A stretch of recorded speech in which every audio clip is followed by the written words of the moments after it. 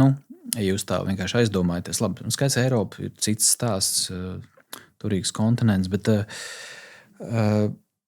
tas viss, par ko mēs runājam, kā tu teici, lai mēs izbaudītu to espreso no rīta ar to krosāni, vai to picu griezto kaut kur sānieliņā, vai kaut kur, vai to mortadellu, vai porketu. Nu, šobrīd mēs pie Itālijas apstājāmies. Tas viss balstās tikai uz vietējo. Ja nebūs vietējais, turistam vispār nebūs pat ko apstīties Googlē.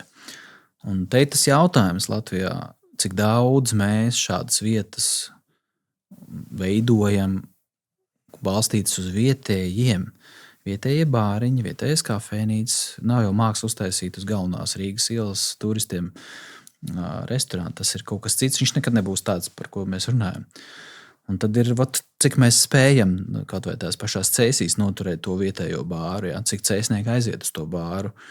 Vai viņš aiziet reiz mēnesī, vai viņš aiziet, teiksim, reiz nedēļā.